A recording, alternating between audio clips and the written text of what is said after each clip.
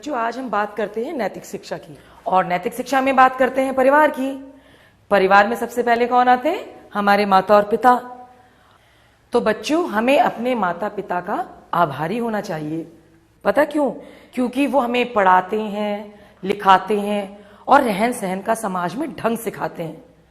और माता तो पिता से भी महान है, जो 9 महीने तक बच्चे को गर्भ में रखती है, जन्म देती है और प्राथमिक शिक्षा का श्री गणेश करती है वो। तो बच्चों, माता का स्थान पिता और ईश्वर से भी ऊपर होता है। समझ में आई बात? तो आज हम अपनी बात यहीं खत्म करते हैं। हम कल फिर मिलेंगे, फिर बात करेंगे, ठीक है? अब आप अपनी किताबें बंद कर सकते हो।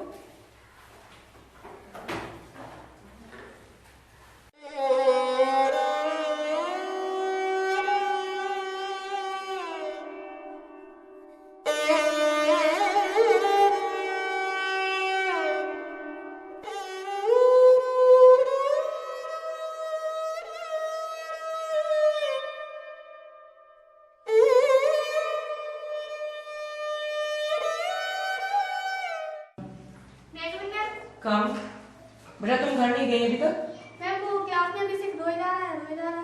क्यों? पता नहीं, कुछ बता ही नहीं रहा है। चलो मैं देखती हूँ जरा। अभिषेक बेटा, मुंह ऊपर करो अपना। तुम्हें तो बहुत पसीना आ रहा है। काजल बेटा, मेरी बोतल लेकर आओ।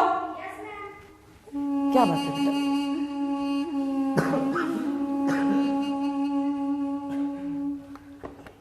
ये लो, पहले पानी पियो बेटा।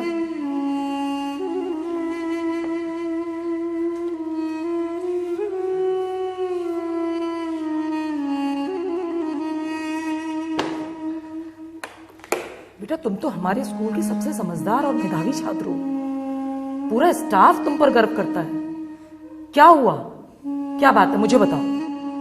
अभिषेक बताओ बेटा, क्या बात है?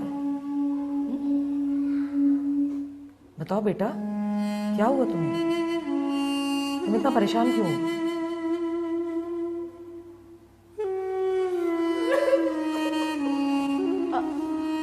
अभिषेक बेटा, अभिषेक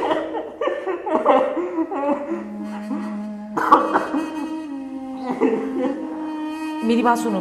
बच्चे, तुम इतना परेशान क्यों हो? किसी ने कुछ कहा तुमसे? तुम मुझे बताओ। बताओ बेटा।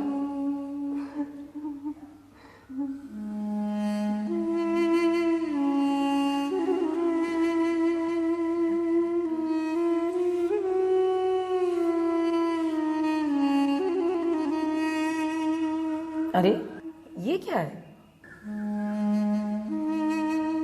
मैम, ये मेरी माँ की झुमकी है और मैंने इसे चोरी किया है। चोरी?